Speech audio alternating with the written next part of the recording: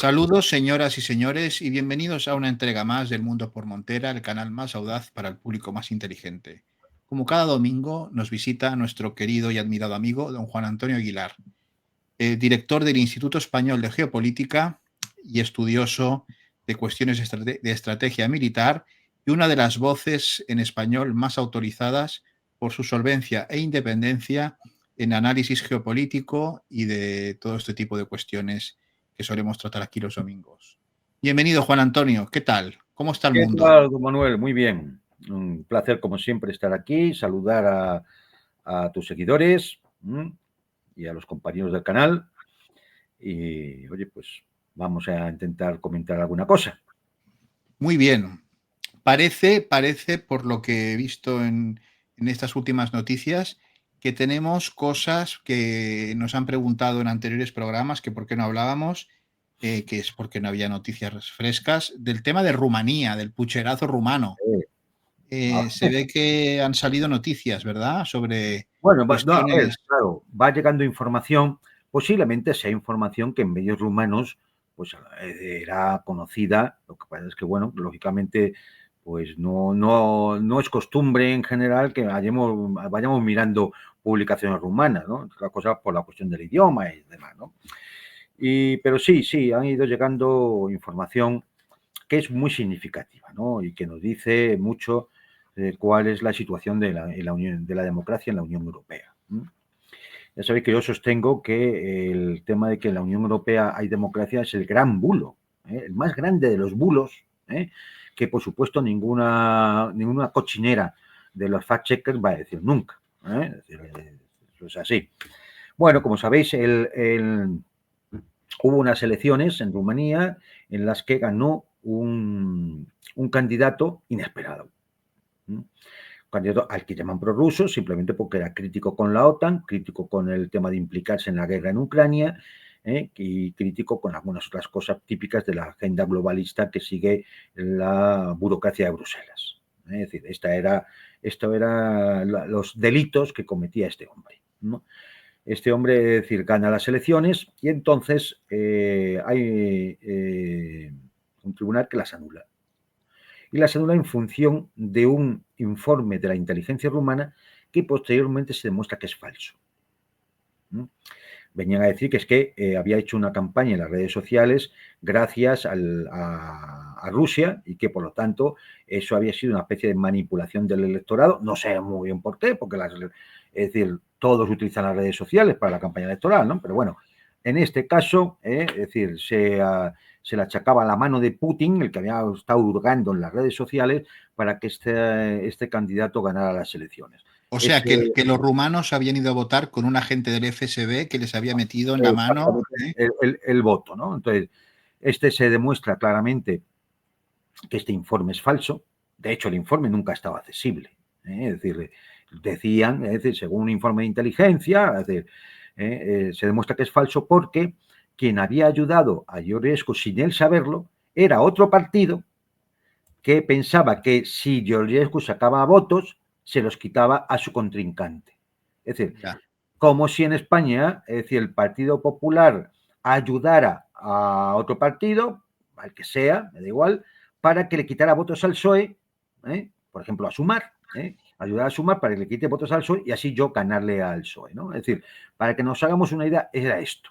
Una carambola. Una carambola. Entonces, esto se descubre y, bueno, pues hay un recurso ante el Tribunal Constitucional para que se admitan por buenas las elecciones.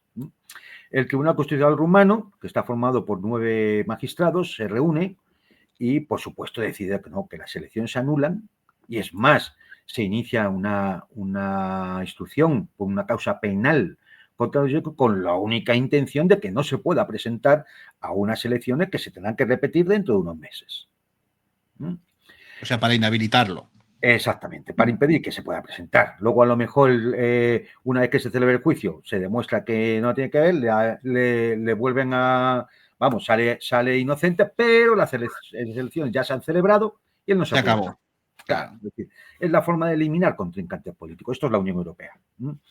Bueno, pues entre estas informaciones hemos sabido que de esos 9 magistrados del Tribunal Constitucional, 3 estaban trufados. Es decir, 3 no tendrían que haber estado nunca decidiendo esta cuestión. ¿Por qué? Porque eran magistrados interesados. Uno es una jueza, Elena Tănăsescu, que, bueno, pues esta ha tenido cargos en el Instituto de Políticas Públicas de Bucarest, es decir, entre el año 2005-2019, y recibía, que esta es una institución, que vivía de los fondos de las fundaciones de George Soros. Hombre, un gran filántropo. Uno de los sospechosos habituales. Entonces, bueno, pues esto ya, es decir, curiosamente, esta jueza es puesta ahí por el actual presidente, Iohannis, que lógicamente también obedece a la misma agenda globalista que impulsa el señor Soros y sus fundaciones. El otro juez es Bogdan Licu. Bogdan Licu. Este señor, pues resulta que tiene conexiones con Freedom House, que es otra organización financiada por la USAID y por las fundaciones de George Soros. Buena gente. Es decir, otro juez y absolutamente independiente. Y la tercera es Livia Stanclu.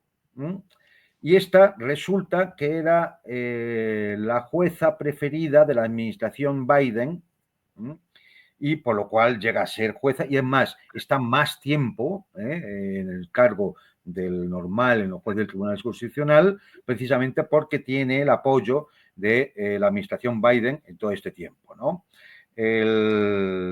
Tanto el secretario de Estado anterior, Anthony Blinken, y su asistente, James O'Brien, pues presionaron a las autoridades rumanas para que anularan los resultados de esas elecciones a través precisamente de esta jueza. Entonces, claro, uno ve este percal, uno ve esto. ¿Y qué puede decir de la democracia rumana y por extensión de la democracia en la Unión Europea? ¿Y qué podemos decir después de tanto hablar de la injerencia rusa en las elecciones en Rumanía, cuando resulta que lo que se acaba averiguando es que Anthony Blinken, es decir, los Estados Unidos, estaban metiendo la zarpa directamente en las elecciones rumanas? Al parecer, hay injerencias buenas y hay injerencias malas. Es decir, lo de siempre del supremacismo moral, ¿no? Es decir, la mayor barbarie la puedo cometer yo, porque yo soy de los buenos, pero tú no, porque tú eres de los malos. Yo puedo interferir en las elecciones porque soy yo, pero tú no, porque tú eres de los malos. Entonces, claro. Tenemos el bombardeo de Coventry y el bombardeo de Dresde. Exactamente. Claro, entonces uno pues dice, bueno, pues este es el nivel, ¿no? Este es el nivel de la democracia, este es el nivel de la limpieza democrática, la independencia de la justicia y todo aquello que teóricamente define una democracia. Porque claro, muchísima gente sigue pensando que democracia simplemente es ir a votar cada 4 años, ¿no? O cada 5 años en función de la ley electoral de cada sitio. Es decir, y ya con eso uno va, vota lo que le ponen, lógicamente, y piensa que eso es la democracia. Que la democracia es que haya partidos. No, vamos a ver. La democracia es una categoría política que incluye muchos atributos que se tienen que cumplir. Y si no se cumplen, no hay democracia. Por eso digo que el gran bulo de Europa es el que son estados democráticos.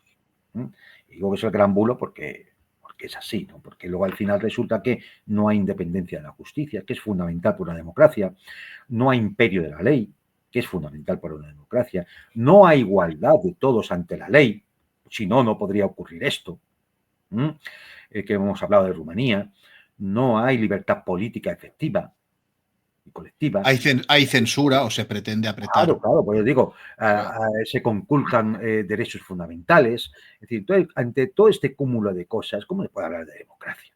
¿No? Bueno, y el caso rumano se ha convertido en paradigmático hasta el punto, bueno, de que el propio vicepresidente norteamericano, pues lo puso como ejemplo en su discurso de Múnich al respecto del camino por el que no había que ir. No es que ellos no tengan sombras, pero bueno, es decir, efectivamente, oye, pues lo que es verdad y la diga Gaminón o su porquero. Total. Y en este caso estamos en esa situación. Situación que, bueno, volvemos a ver repetida prácticamente en el tema de Marine Le Pen en Francia. Exacto, porque han Donde, salido estas noticias así claro, de manera muy oportuna, ¿no? Todo. exactamente, es decir, en el caso de Marine Le Pen en Francia, pues lo mismo. Por una supuesta malversación de fondos, es decir, del dinero que el Parlamento Europeo asigna a cada eurodiputado para que contrate asesores a su servicio. Claro, ¿qué ocurre? Y esto cualquiera que hable con un diputado, y que este sea sincero, o con alguno que haya estado en el Parlamento Europeo, puede saber que, a ver, la mayor parte de estos eurodiputados, que son 700 y pico, me parece, no hacen nada. Son absolutos parásitos que se dedican a cobrar, nada más. A Es decir, trincar, y por a eso es un trincar. cementerio de elefantes. Es un cementerio Claro. de Y elefantes. entonces, ¿qué pasa? Pues que muchos partidos que están allí representados, pues el dinero de esos asesores lo utilizan para que esos asesores trabajen para el partido desde el país de origen, no allí en el Parlamento Europeo. Esto lo hace todo el mundo en el Parlamento Europeo. Todo el mundo. Pero, amigo, volvemos a lo de antes. No es lo mismo que lo haga el Partido Popular Europeo, ¿m?, a que lo haga Marine Le Pen. Claro. Ese es el tema. Y entonces a Marine Le Pen, la justicia francesa, que no tendría por qué tener jurisdicción sobre el Parlamento Europeo, decide que Marine Le Pen ha cometido un delito de malversación de fondos por utilizar ese dinero para asesores que trabajan en Francia, no en el Parlamento Europeo, y entonces la condena a 4 años, que eso es 4 años de cárcel, que al final no se cumple porque le reducen la pena a llevar una pulsera, porque Sí, ese no es el objetivo. El objetivo no es meterla en la cárcel. El objetivo es que no se pueda presentar a las elecciones claro. y gane a Macron. Es decir, de nuevo se falsifica la democracia. Y queda en evidencia lo que es realmente la Unión Europea. Que, como ya he repetido más veces, bueno, pues ya creo que no tiene ninguna posibilidad de ser reformable y que esto se ha convertido en una losa que asfixia a todos los ciudadanos europeos y a todos los países europeos que pertenecen a esa noble institución de la Unión Europea. Bueno, ya que hablas de Francia, de la República Francesa, tenemos que ver esas imágenes que realmente, bueno, yo creo que desde, no sé si De Gaulle o no veíamos algo parecido, ¿no? Aquí tienes a Macron Por Dios. pasando revista a las tropas.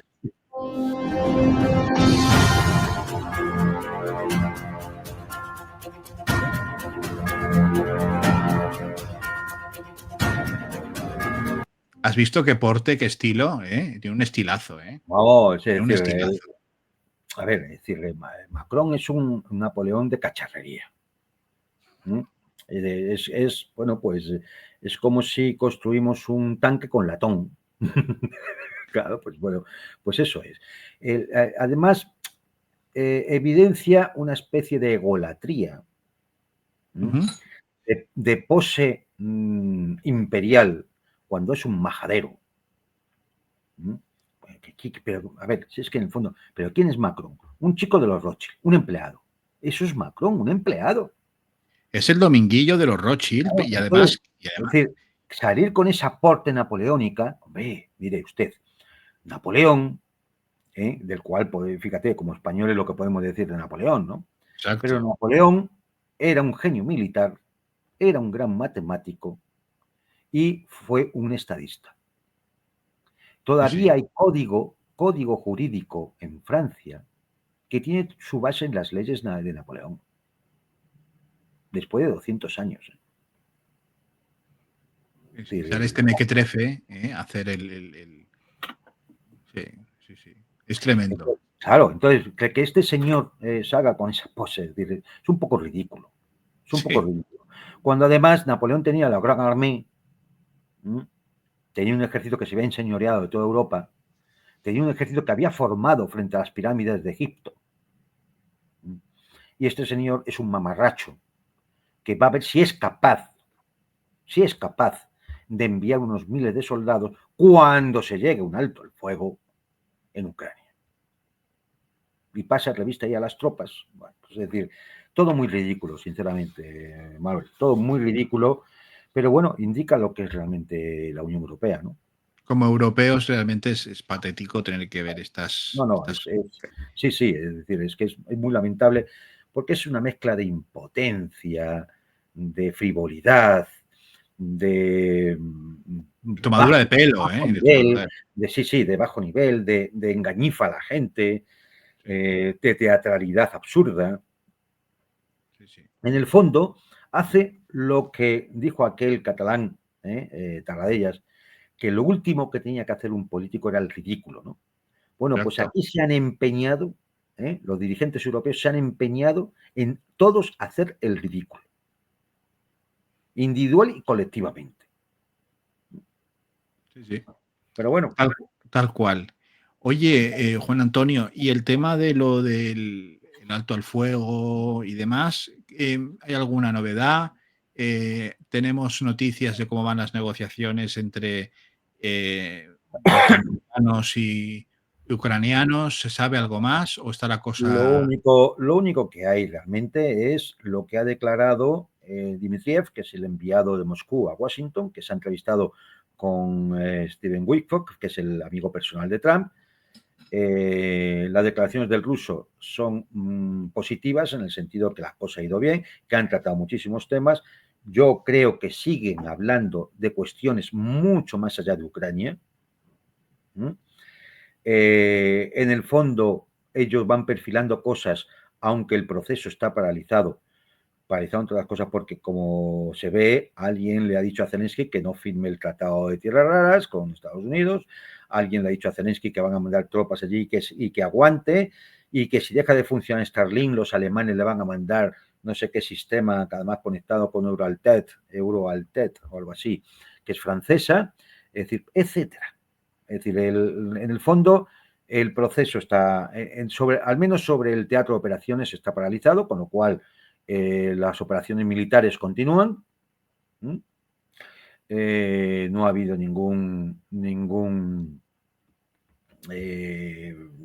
vamos, ni frenazo, ni ninguna variación en la iniciativa estratégica que lleva Rusia, las tropas rusas en el terreno. Ucrania sigue incumpliendo el acuerdo de alto el fuego a las instalaciones energéticas de 30 días. En estos 30 días ha habido 24 ataques. Bueno, pero no, en estos días que llevan ha habido 24 ataques a instalaciones energéticas rusas. Rusia no ha respondido. No ha respondido. Es evidente que está esperando que se cumplan los 30 días para presentarle el informe a Washington y responder. Y responder. Y nada, pues mientras tanto, pues Rusia se dedica a seguir atacando allí donde hay concentraciones de tropas o de asesores militares de la OTAN, mercenarios y demás, como ha ocurrido recientemente en Kryvyi Rih, ¿no? Muy bien. Y el tema, yo creo que más importante que ha habido esta semana es la cuestión de los aranceles, ¿no? Hay como Bueno, este la es un guerra esta tema, arancelaria. claro, este es un tema que tiene profundidad. Es decir, ya lo he comentado en algún otro sitio, a la hora de analizar qué hay detrás de estas medidas de Trump de imponer aranceles a todo el mundo, bueno, como en tantas cosas de la política internacional, tenemos que huir de las típicas explicaciones simplistas para tontos que nos suelen lanzar desde la gusanera mediática. Es decir, esto no es que Trump se haya levantado cabreado una mañana y ha decidido poner aranceles a todo el mundo. Entonces, esto obedece a razones más profundas y que además venían ya tomadas con antelación desde hace tiempo. Vamos a ver, muy brevemente. La economía internacional seguía por el consenso de Washington tras la Segunda Guerra Mundial. Y eso implicaba, un proceso de financiarización de la economía, con el dólar como moneda de reserva, en la cual lo que se primaba era fundamentalmente la economía especulativa, no la economía real, es decir, aquella que produce mercancías de valor. La tangible, lo tangible, ¿no? Claro, lo tangible, exactamente, ¿no? Sino la economía especulativa en base a toda una constelación de acciones de bolsa, de productos financieros, de FED, de toda esta maraña de cosas de las cuales yo he de reconocer que entiendo lo justito, no soy economista, pero Bueno, sí todo que, lo que hemos visto que eran estos artilugios financieros de todo sí, tipo, ¿no? Que eran intangibles completamente. Sí, sí. claro, totalmente, que no están respaldados en nada. Ya ni siquiera el dólar, a partir del año 1973, dejó de estar respaldado por el oro. Es decir, que realmente es una economía respaldada por humo, absolutamente humo. ¿Mm? Y por la fe, Eh, y por la fe. claro, por la fe de que la cosa es así, efectivamente, de que eso funciona y cuando cogemos un billete de $100 nos creemos que eso vale $100, nada más. Es economía de creyentes, De exacto. Sí, sí. creyentes, sí, sí, sí. Es decir, y entonces, bueno, pues esta economía de casino, es una economía de casino, claro, ¿qué fue buscando? ¿El qué? Pues intentar que no cayera la tasa de ganancia de los capitales invertidos, que es un proceso natural en la economía capitalista, en el cual lo que nos viene, así explicarlo un poco pedestre, es decir, que cada vez hace falta más inversión para conseguir el mismo beneficio. Es decir, para conseguir $1 de beneficio, cada vez tengo que invertir más. Claro, el día que para conseguir $1 de beneficio tenga que invertir $1, eso ya no tiene ningún sentido. Ya no hay rentabilidad.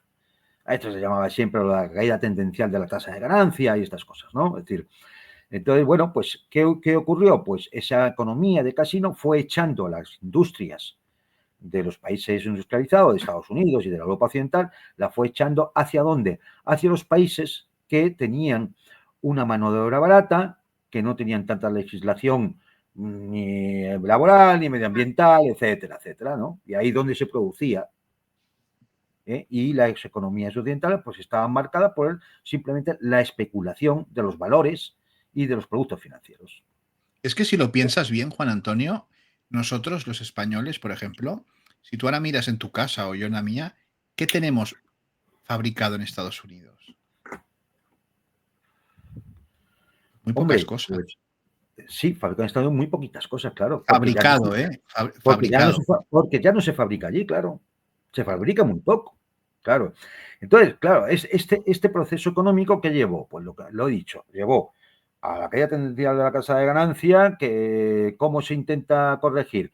Pues con una nueva colonización, un neocolonialismo, en el cual se instalan las empresas en los países esto, de mano de obra barata y con poca legislación laboral, ambiental, etcétera,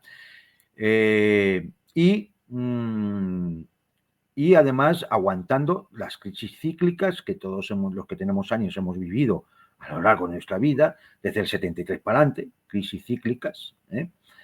Y bueno, pues ayudado por $1 que era necesario para las transacciones económicas internacionales, es decir, aquel que quería comprar, España, por ejemplo, tenía que comprar petróleo a Arabia Saudita y entonces tenía que comprar los dólares a la Reserva Federal para poder pagar a la Arabia Saudita.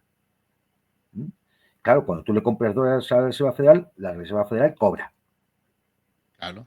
Y entonces todo ese desarrollo de todos esos años de economía especulativa que se hacía dándole a la máquina del dinero, es decir, aumentando la deuda, pues de alguna forma se intentaba compensar con lo que tú recogías por la utilización del dólar como moneda de transacción de reserva y de transacción internacional, y se compensaba con esa especie de neocolonialismo que se había impuesto. Bueno, pues esto es un poco lo que hemos vivido en los años 50, 60, 70, 80, 90. ¿no? Pero la deuda va subiendo y subiendo y subiendo. Y se convierte en una especie de bola de nieve que cuanto más corre, más gorda se hace.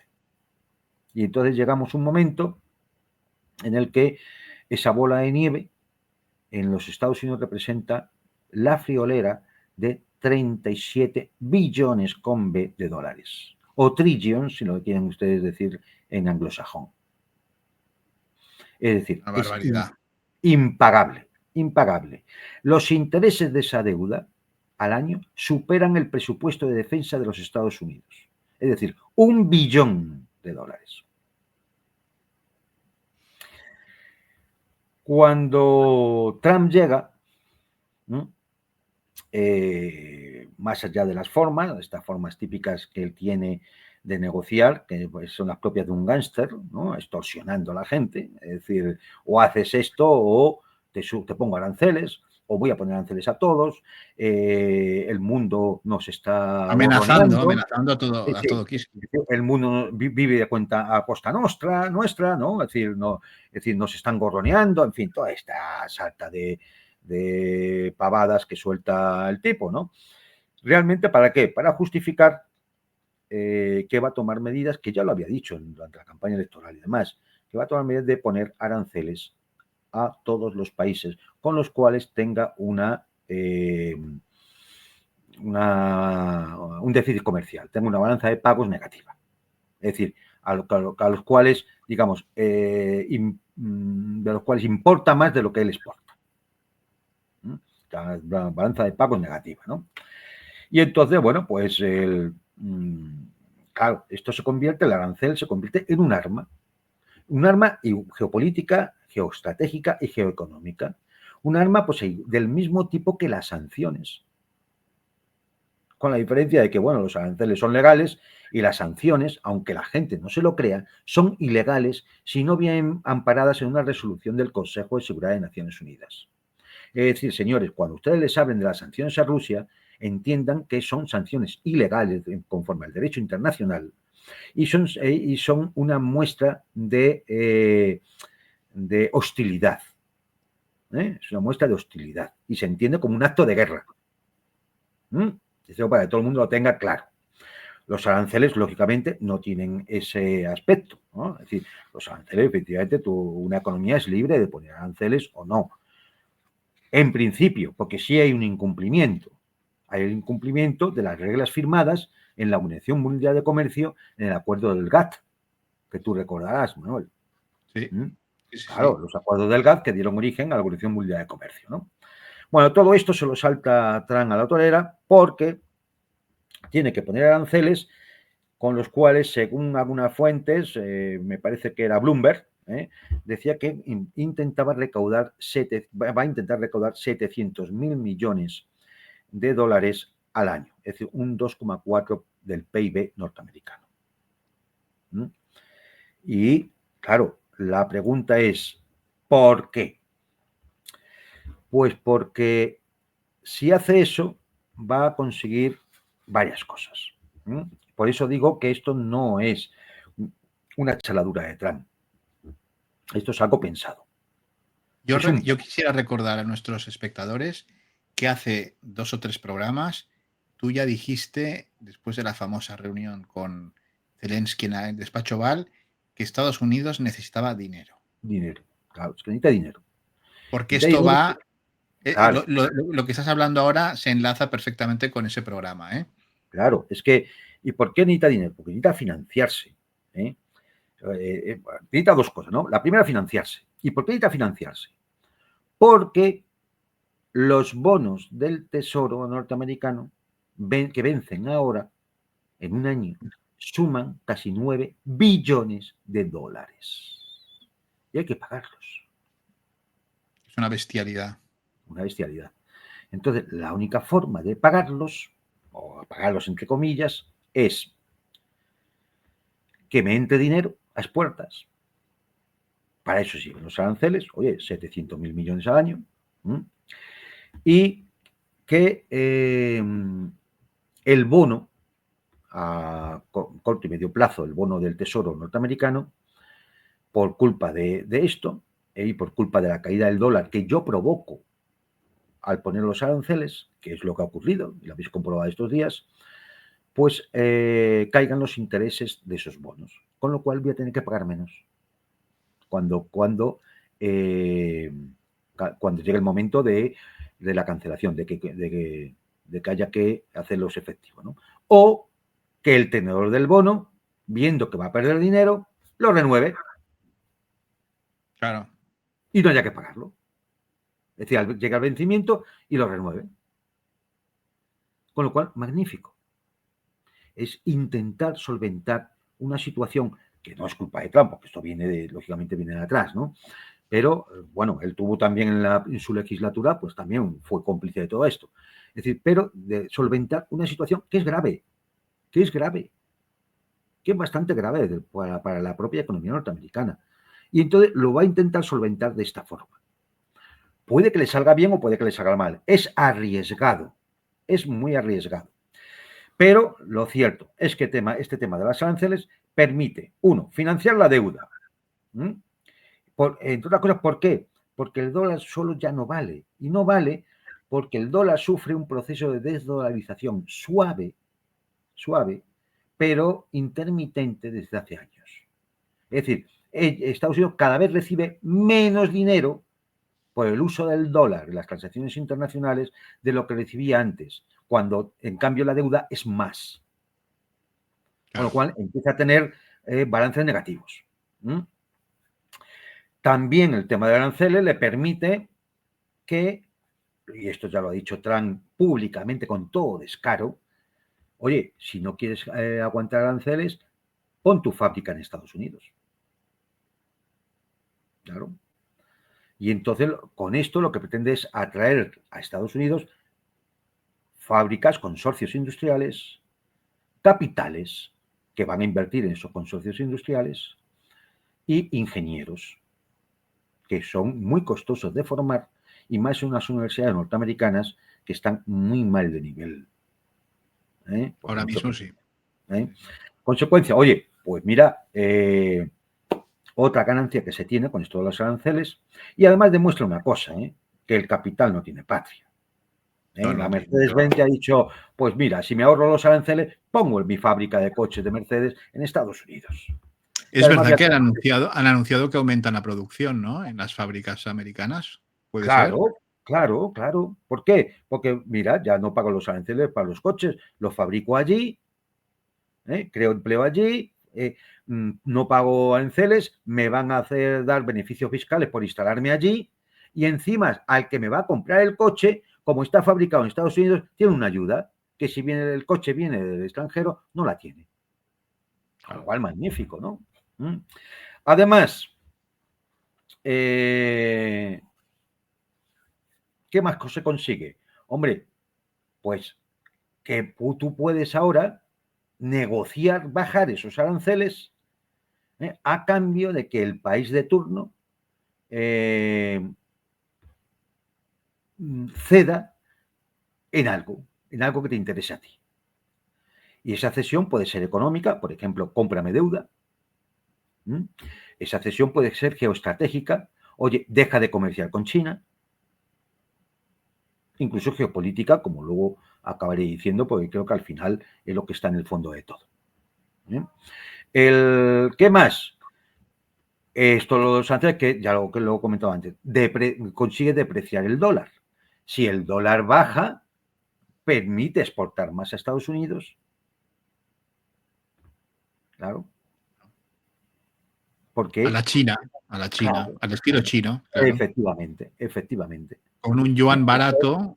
Sí, con lo cual, uno de los dos objetivos del tema de la guerra comercial, uno es financiarse y va en esta dirección, ¿no? El otro objetivo, ¿cuál es? Recuperar capacidad productiva de la economía norteamericana. Es decir, intentar, al menos en buena parte, volver a la economía real de producción. ¿Por qué? Entre otras cosas, por un factor geoestratégico, no solo geoeconómico, como hemos citado antes. Porque si mañana hay una guerra de envergadura, sea en Europa, sea en Oriente Medio con Irán, sea en el Pacífico con China, ahora mismo Estados Unidos no tiene la capacidad industrial de poder sostener una guerra de desgaste prolongada. Esta es la realidad. Y lo hemos visto con el tema de Ucrania. Es decir, ¿por qué no se le están mandando más misiles ATACMS a Ucrania? Porque no quedan en los arsenales norteamericanos. Están bajo mínimos. Si tienen que mandarlos, ya se pone en riesgo la propia seguridad norteamericana. Porque no hay capacidad de fabricar proyectiles de artillería al ritmo que se necesita en una guerra como la que hay en Ucrania. Por Como una para cuestión de carencias en la producción interna. claro, no tienes la fábrica, ni tienes los obreros especializados para llevar la producción adelante, ni tienes todas las materias primas para fabricar el explosivo, para el acero para fabricar los proyectiles, etcétera, etcétera. Con lo cual, ¿qué quiere la administración norteamericana? De alguna forma, recuperar capacidad productiva. Por eso le exige a Taiwán que se lleve las fábricas de chips a Texas o Arizona. Y eso quiere hacerlo con todo. Por eso le pide a las fábricas de automovilísticas europeas, oiga, pues instálese usted aquí, porque recupero capacidad productiva. Porque donde se fabrica un Mercedes, mañana se puede fabricar un vehículo militar. Claro. Es decir, entonces, bueno, pues este es un objetivo realmente geoestratégico. No estrictamente económico, es geoestratégico. Es decir, volver a esa economía real y disputarle a China las cadenas de suministro de mercancías de verdad, de economía real, productiva. ¿Y crees que puede tener éxito algo así? Hombre, no lo sé, ya digo, yo la economía no es que yo no puedo hablar como un experto del tema porque no lo soy. Entonces, yo por lo que he leído en algunos analistas y demás, es arriesgado, pero oye, podría tener efecto. Claro, ¿a costa de Reactivar el quién? tema. Claro, ¿a costa de quién? Porque claro, Sí, eso claro.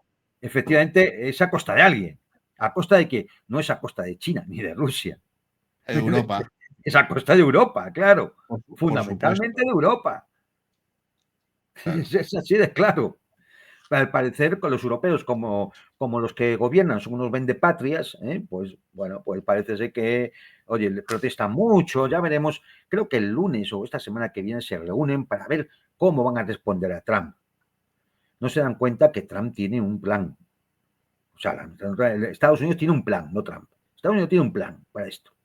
La Unión Europea es pollo sin cabeza. Es decir, a ellos solo les interesa robarle a los ciudadanos, lo único que les interesa, ¿no?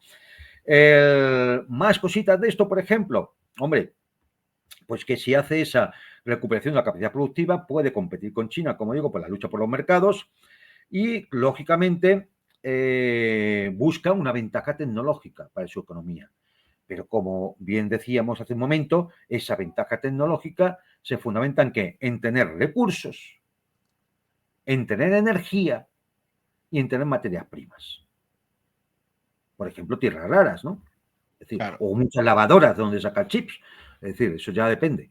Es decir, pero es decir, necesita estas cosas, ¿no? Es decir, y claro, eso tiene implicaciones geopolíticas, claro, a la hora de obtener esa energía, esos recursos y esos materiales, ¿no? Y eso explica, por ejemplo, un poco el interés sobre el tema de las tierras raras, ¿no? Y demás, ¿no? En definitiva, bueno, pues ¿qué va a hacer ahora Trump? Yo creo, pues en función de país por país, va a ir intentando hacer negociaciones bilaterales para ver si, mira, te bajo los aranceles a cambio de estos materiales, ya no se los vendas a China o a no sé quién y véndemelos a mí, porque yo los necesito, y te Es bajo decir, los aranceles. un chantaje a la medida, ¿no? Exactamente, una posición típica de una organización mafiosa. Claro, oye, yo si me pagas todos los meses te protejo y nadie te va a robar el establecimiento. Esto era típico, ¿no? A la mafia. Es aquello de qué tienda más bonita, podría quemarla alguien, ¿no? Que lástima. Exactamente, exactamente. Veo que efectivamente conocen las películas del tema. Es decir, es Exacto, así, exacto. ¿no? Claro, entonces, bueno, pues esto es importante. Claro, vamos más allá. Y bueno, y todo esto al final tiene un objetivo final. Y yo creo que efectivamente hay un objetivo final geopolítico, que quizás sea lo más difícil de ver en estos momentos, pero que podemos intentar, ya lo iremos viendo con el tiempo, si estamos equivocados o no. Y el tema es que yo creo que la administración norteamericana lo que intenta es modelar el orden mundial multipolar que se avecina. Ellos ya son conscientes, no son tontos para eso, son conscientes de que se va hacia un mundo multipolar, donde hay toda una serie de potencias emergentes que le hacen la competencia. China, Claro. India le metió el 26% de aranceles. ¿Qué dice Trump? Rusia, Irán, en fin, Brasil, incluso Sudáfrica, que también le ha pegado 8 al cachazo de aranceles, los países del sudeste asiático que van por el camino de China en cuanto a la capacidad productiva, por ejemplo, Vietnam, o Tailandia, o Malasia, o Singapur, es decir, la misma Corea del Sur, Sí. es decir, claro, todos estos países, oye, pues al final se convierten, unos más, otros menos, en competidores comerciales y por lo tanto, es decir, van en contra de el modelo económico que ha venido utilizándose puramente especulativo de la economía norteamericana. Claro. ¿Mm? De Y entrada esto tenemos al portavoz, unas declaraciones del portavoz del gobierno chino, en el que esta gente habla poco, pero cuando habla, bueno, lo hace con contundencia, ¿eh? No se anda con chiquitas y es firme en sus declaraciones. 着对等的幌子，对包括中国在内的多国输美产品加征关税，严重违反世贸组织规则，严重损害以规则为基础的多边贸易体制。中方对此坚决反对，将采取必要措施，坚定维护自身正当利益。中方多次强调，贸易战、关税战没有赢家，保护主义没有出路。中方敦促美方纠正错误做法，以平等、尊重、互惠的方式，同包括中国在内的世界各国磋商解决贸易分歧。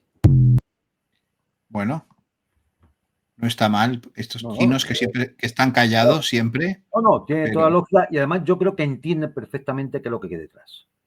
Como digo, que creo que la administración norteamericana intenta moldear el nuevo orden mundial multipolar emergente que viene.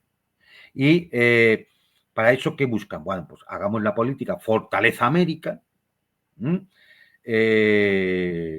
sobre todo frente a Asia, que es el gran competidor en todos los órdenes, incluso el militar. Y de esa forma intentar sobrevivir en la mejor posición posible dentro de ese mundo multipolar, ¿no? Incluso esto podría ser una especie de vamos a acelerarlo porque todavía somos muy fuertes, no sea que si lo intentamos retrasar pasen los años y cuando esto ocurra, que va a ocurrir, estemos en peor posición. claro. Es decir, que podemos estar incluso ante un empuje hacia ese mundo multipolar que lógicamente en el cual Estados Unidos va a intentar sentarse en un gran sillón. Porque si a lo mejor espera unos años, él se acaba sentándose en un taburete. Entonces yo creo que puede ir un poco en esa dirección.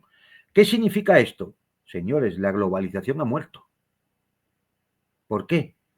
Porque todos los países van a intentar proteger su economía. Ha vuelto una política proteccionista, una política económica proteccionista, y todos los países van a intentar proteger la suya.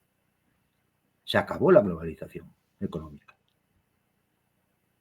Es decir, bueno, pues vale, pues damos por hecho que esto es una fase, es decir, es más, deja de tener sentido la Organización Mundial de Comercio. De hecho, ya vemos todo lo que está pasando. ¿Dónde está la Organización Mundial de Comercio? En ningún lado. Ni está ni se le espera, ¿no? Ni está ni se la espera. Está muerta. Está muerta. Es lo que viene a decir el representante chino, ¿no? Es decir, ya no, las reglas de la Organización Mundial de Comercio ya no sirven. Se han roto.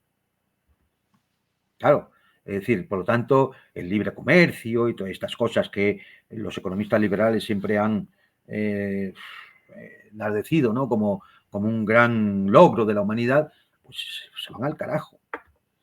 Pero no solo por razones económicas, sino que también hay razones geoestratégicas y razones geopolíticas.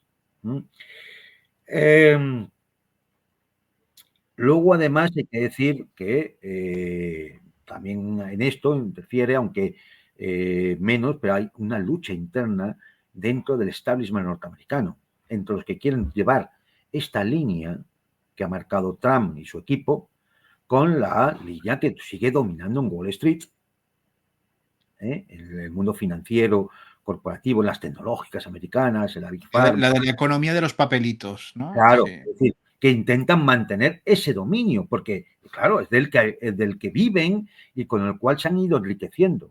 Y ahora se encuentra que van a tener que volver a los industriales. Uf, eso es un choque interno. De ahí el choque entre Trump y el presidente de la Reserva Federal. Reserva Federal que no baja los tipos de interés, a pesar de que el presidente le está diciendo que los baje. Sí.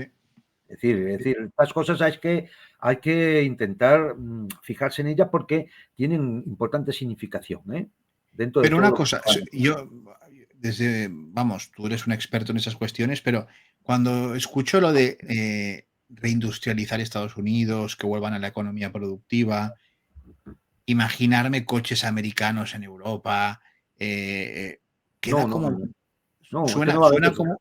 Claro, es que no va a haber coches americanos en Europa, va a haber coches americanos en Estados Unidos, pero fabricados allí, con empleados de allí, pagando impuestos allí. Este es el tema. Y si hace falta acero, tendrán que poner altos hornos allí. Y si hacen falta astilleros, van a llevarse astilleros allí. O sea, volver a la antigua escuela. Volver a la antigua escuela. A la escuela de la economía proteccionista típica, bueno, pues los teóricos de la economía nacional, ¿no? Frank Leaks, ya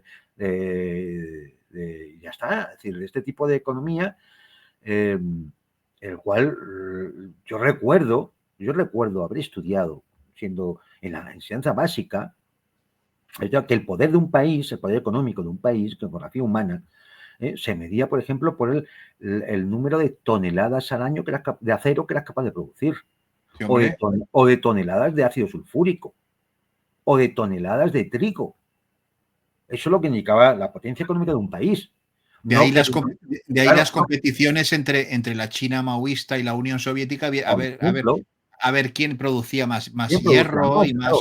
Lo que a nadie se le ocurría en aquellos tiempos, que yo te hablo, era que la potencia de una economía se medía por el índice del Nasdaq, del valor de la bolsa, que es una especie de juego de ruleta. Sí, sí.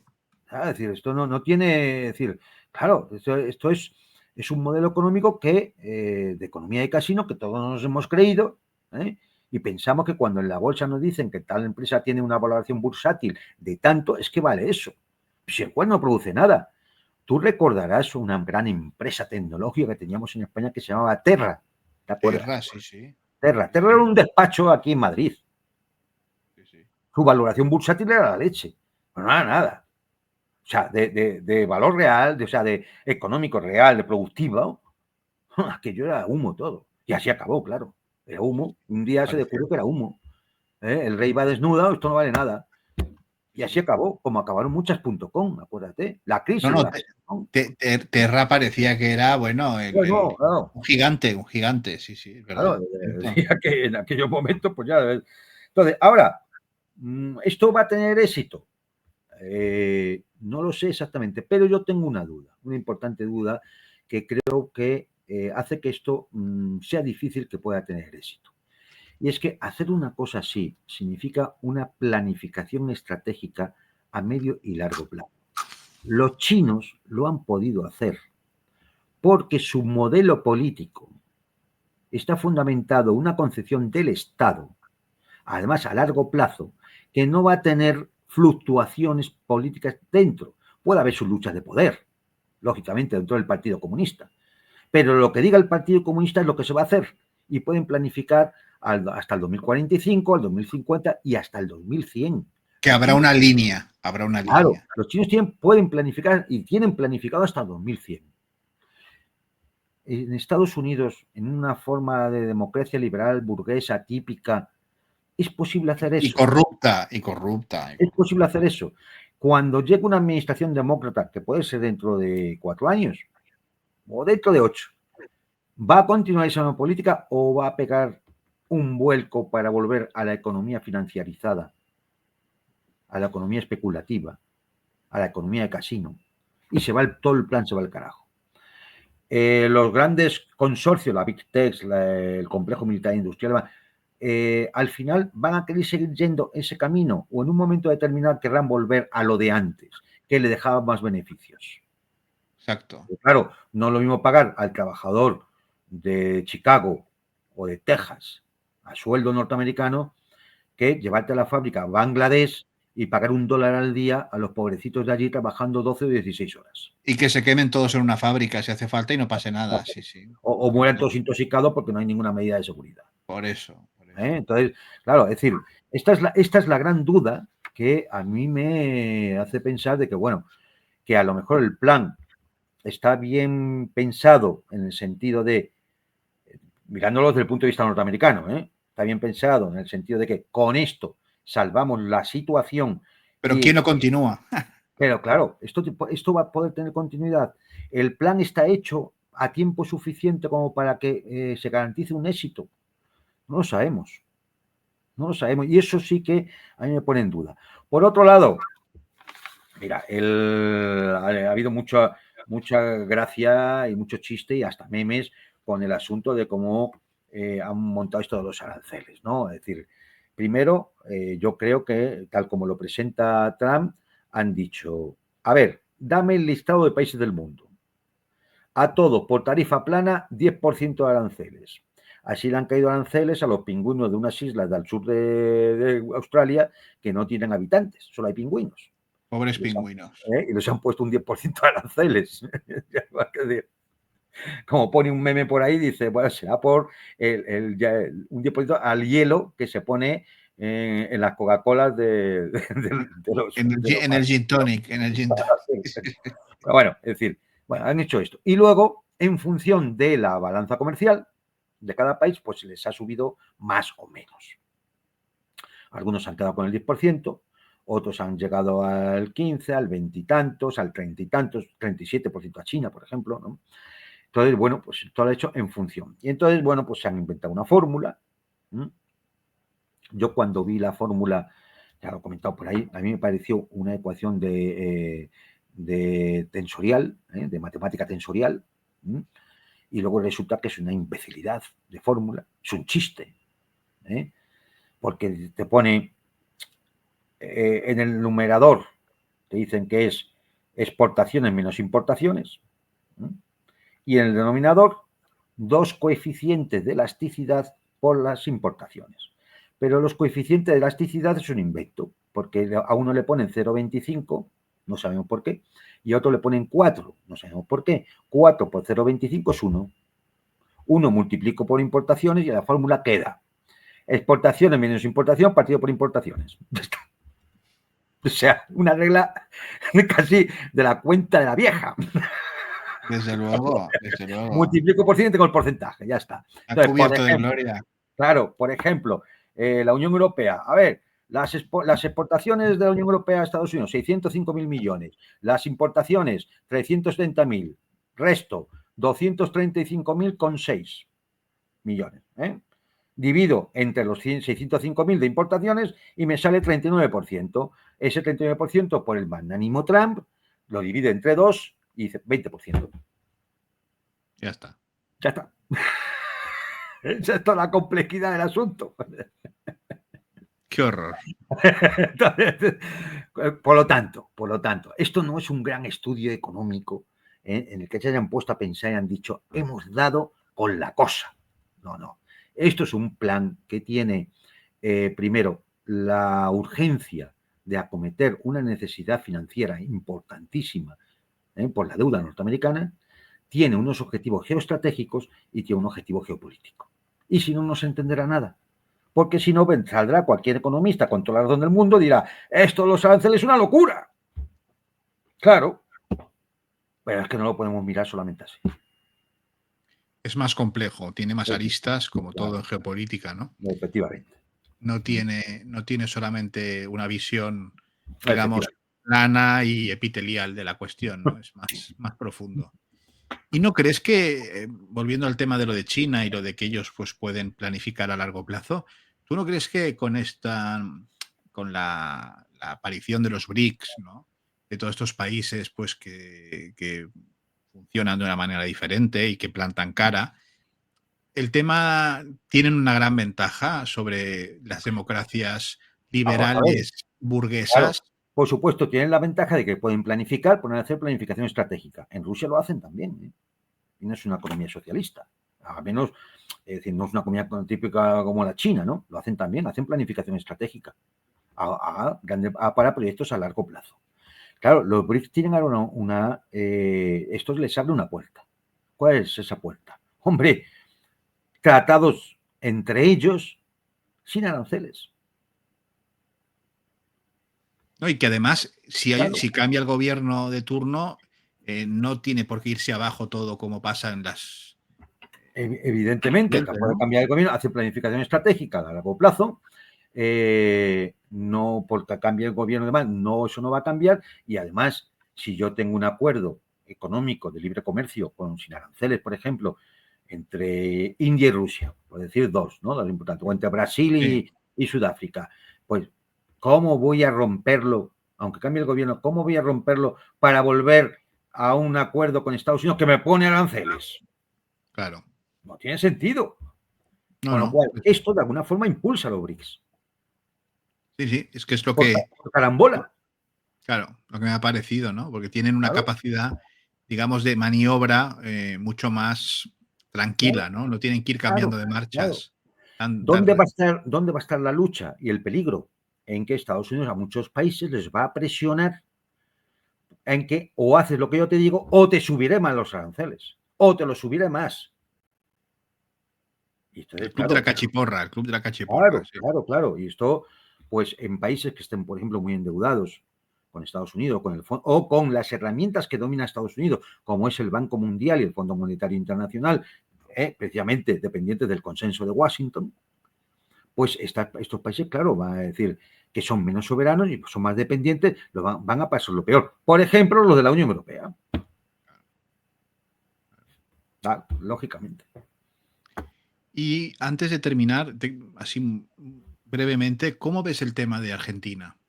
Porque Argentina está esperando, ¿no? Un nuevo crédito del FMI que fue votado, pero nadie sabía lo que votaba ni cuánto dinero era. O sea, todo un desmadre bastante alucinante, En ¿no? Argentina hay bastante desmadre, es verdad. A ver, cuando se parte de una situación tan mala, muy mala, muy mala, muy mala, pues claro, es decir, es casi muy difícil ir a peor. Sí, sí. Lo más normal, efectivamente, es tener al menos un poco de respiro, ¿no? Y acabes aumentando ciertas cifras y demás. Sobre todo cuando no pagas, ¿no? Entonces puedes decir, pues ha disminuido tales niveles o ha disminuido la deuda. Pues si no pagas, pues claro, es decir, no hay deuda, claro, no pagas nada. Y entonces, pues, a ver, Milei ha hecho alguna de estas cosas, seguramente alguna está justificada. Yo no lo quiero decir, no conozco el tema en profundidad, posiblemente alguna pueda estar justificada. Otras son de economía de trileros. Hay que pensar en una cosa, los cabecillas económicos de Milei son los de Macri.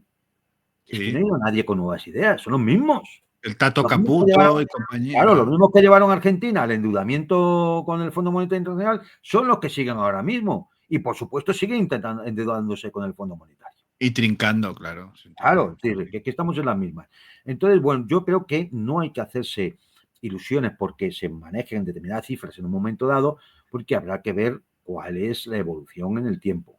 Y vamos a ver, efectivamente, si el Fondo Monetario suelta el dinero, si suelta el dinero, Milei seguirá respirando, endeudándose cada vez más Argentina, vendiendo el país. Claro, si yo empiezo a vender los activos del país, entra dinero y rebajo la deuda. Claro, efectivamente, y si vendo todo el país, pues fíjate, ya no hay deuda. Claro, se ha Claro. vendido el Y país. ya Ya no no, hay país, y ya no hay claro, país ya no tienes tampoco. país, ya no hay deuda, claro. Es decir, a veces estas cosas de verdad parecen tan obvias que es hasta difícil poder explicarla, por lo obvias que son, ¿no? Exacto. Y yo creo que es lo que hay. Yo no, es decir, para nada veo que Milei tenga ninguna fórmula mágica ni novedosa de decir para superar una crisis económica como la de Argentina, la que la habían llevado, bueno, pues como han llevado a muchas economías, ¿no? Estas políticas. Es decir, no, Argentina no es un caso particular. Es decir, si vemos otros países de Latinoamérica, de Europa, de Hispanoamérica, de Europa, de Asia, incluso, bueno, pues se ha tirado, bueno, la propia Estados Unidos, tirando de la deuda, de la deuda, de la deuda, de la deuda. Claro, Estados Unidos lo podía hacer porque el papel que le imprimía era el dólar. Claro. Y se lo tenían que comprar a la fuerza, ¿no? Pero Claro. el peso argentino realmente es un papelajo que no sirve para nada. Para prender la chimenea si hace frío. Sí, sí. Claro. Entonces, vamos a ver, pero que nadie espere que ahí vaya a haber ninguna solución milagrosa. Al final son los mismos personajes, son los mismos métodos, son las mismas instituciones las que están detrás y mucho me temo que estarán los mismos sospechosos habituales de los que hablamos al comienzo del programa. Exactamente. Querido Juan Antonio, muchísimas gracias por habernos querido acompañar una vez más en El Mundo por Montera con tus siempre finos y atinados análisis. Este tema suelen ser temas, los temas económicos suelen ser más densos, menos comprensibles, que incluso a mucha gente le repele, ¿no? Porque, y bueno, yo, mira, si he logrado que se me entienda alguno de los aspectos, yo me doy por contento, porque además yo no soy economista, ¿no? Con lo cual es una dificultad más. Pero yo lo que sí quiero es llamar la atención de que esto no es una tontería de Trump, ¿eh? Esto tiene... Bueno, yo creo que se te ha entendido muy bien un concepto y que te agradezco como lo has explicado, porque es así. Y es que el arancel es un arma. Claro. Y esto es fundamental. Es como las sanciones, ¿eh? Igual que las sanciones. Exacto. De hecho, es una forma de sancionar al amigo. Claro. Porque, por ejemplo, ha salido, ¿qué aranceles les han puesto a Rusia o a Corea del Norte? Ninguno. Pero claro, ¿qué arancel vas a poner si no tienes comercio? Por eso. Si no tienes sancionado, pues no has puesto sanciones, no hay comercio. Si no hay comercio, ¿qué arancel vas a poner? Tontería. Claro. No tiene ningún sentido. Entonces, el arancel es el arma, es el mismo arma, pero para el amigo. Sí. Para el aliado. Imagínate. Pues eso se ha entendido. Yo creo que nuestra audiencia pues agradecerá, como siempre hace, pues tus análisis, y sobre todo esto de que el arancel, aunque parezca una cosa así, bueno, que es una cosa económica, contable, tal, no, es un arma y como tal se utiliza para chantajear, para luego pedir cosas a cambio. Y para objetivos que no son económicos. Claro. No son estrictamente económicos. Que son políticos, geopolíticos, estratégicos. Exacto. Muy bien, y recordar a nuestros queridos espectadores que nosotros no necesitamos billones de dólares como Estados Unidos, porque no tenemos una deuda externa contraída con nadie, pero el Mundo por Montera se hace gracias a la ayuda de todos ustedes y si así lo desean pueden ayudarnos suscribiéndose, dándole al me gusta o si pueden y les apetece haciendo una aportación económica, la que puedan, mediante Bizum a estos dos números de teléfono, cualquiera de los dos les servirá, o mediante PayPal, si les es más fácil, o nos ven desde fuera de nuestras fronteras. Y también pueden unirse al canal de Telegram de @elmundopormontera, donde ponemos información y ponemos a veces cuestiones que no podemos colocar en la plataforma habitual por motivos que ustedes ya saben.